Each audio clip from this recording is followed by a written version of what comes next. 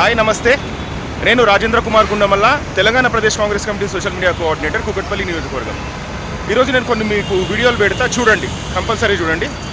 ఇది ఉంది కదా, ఇది KPHB colony, Kukatpally housing board colony, metro railway station. దాని ఎంట్రన్స్ ఇది గుర్తుపెట్టుకోండి. ఇది ఏషియా ఖండంలోనే అత్యంత పెద్ద రెసిడెన్షియల్ కాలనీ. ఇదే కేపీహెచ్బి కాలనీలో ఉన్న గృహ సముదాయం. ఇది లోదా కన్స్ట్రక్షన్స్ వారి కంపెనీ ద్వారా నిర్మించబడ్డ అత్యంత ఖరీదైన గృహ సముదాయం. దీంట్లో ఒక్కొక్క ఫ్లాట్ వచ్చేసి 15 నుంచి 20 కోట్ల విలువైన ఫ్లాట్ ఉంటుంది. దీంట్లో మన పాపులర్ ఫిల్మ్ స్టార్ జగపతి బాబు గారు లాంటి వాళ్ళు, ఇంకా జూనియర్ ఎన్టీఆర్కి సంబంధించిన ప్రాపర్టీస్ కూడా ఉన్నాయని చెప్పేసి అందరికీ తెలుసు. లోదా కన్స్ట్రక్షన్స్ ఇదంతా.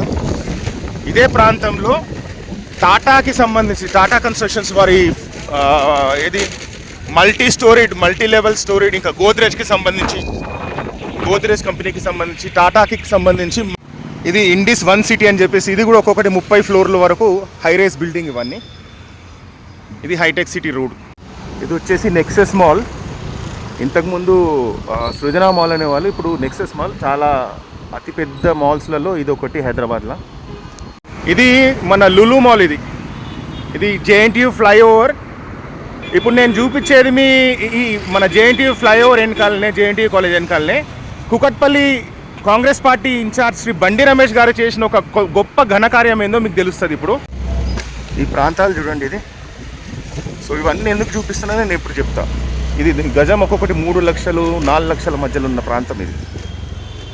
సో ఇక్కడ ఇట్లాంటి ఖరీదైన ప్రాంతంలో, అత్యంత లగ్జూరియస్ ప్రాంతంలో మొన్న ముఖ్యమంత్రి గారు వచ్చి, గౌరవ తెలంగాణ ముఖ్యమంత్రి గారు వచ్చి పేద మధ్య తరగతి ప్రజల కోసం గృహ నిర్మాణం కోసం ఇందిరమ్మ టవర్స్ అని చెప్పేసి, ఇందిరమ్మ ఇండ్ల నిర్మాణం కోసం భూమి శంకుస్థాపన చేసినారనమాట. భూమి పూజ శంకుస్థాపన ఈ ప్రాంతంలో.